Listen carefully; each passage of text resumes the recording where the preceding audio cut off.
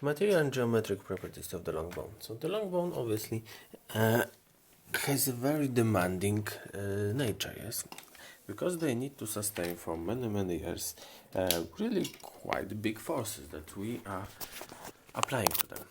So what's the properties of the bones do we have?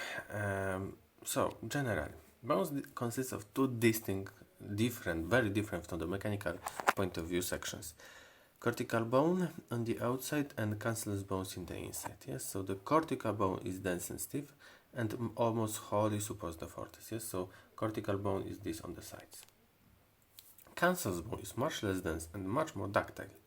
It is excellent in resisting compressive and shear forces. Yes, so it is better than the cortical bone in this. Yes, so it's better in shear forces especially. Yes, for compressive forces the cortical bone is also quite nice.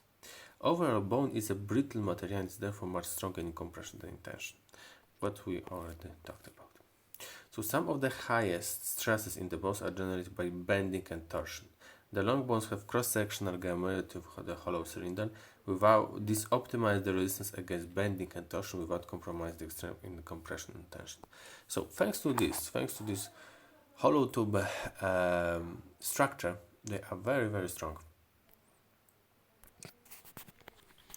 So okay, let's go. So bones of the children are considered to be made of different materials. Also, this is bone. This is mainly some calcium and phosphorus.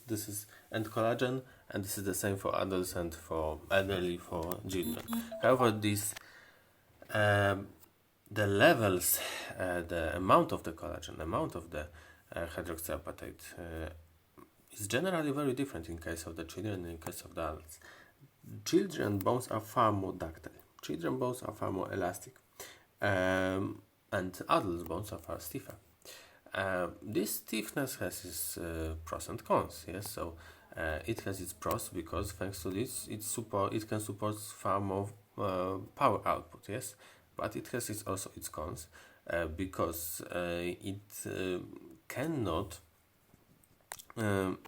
It will fracture. Yes, so it will fracture. Generally, higher stiffness leads to higher brittleness also, and this is some problem. Yes, in case of the children, the fractions are not as common because of this elasticity of the bones.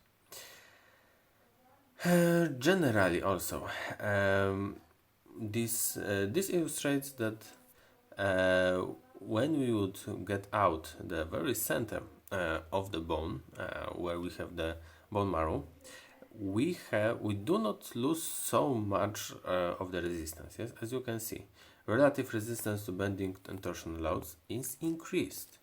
Relative resistance to tensile and compressive loads and relative cross-section area.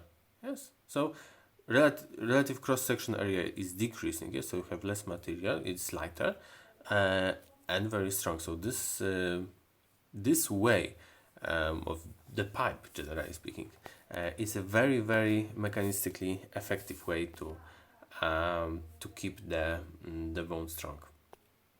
And this diagram shows the change of cortical diameter of the femur with age. So generally, the bones gets bigger with age.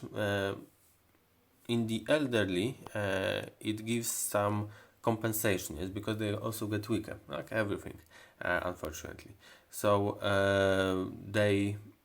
this is compensation. So the bigger bones, although weaker in the per gram, let's say, will remain some strength, yes, some toughness, generally speaking. Okay, thank you very much.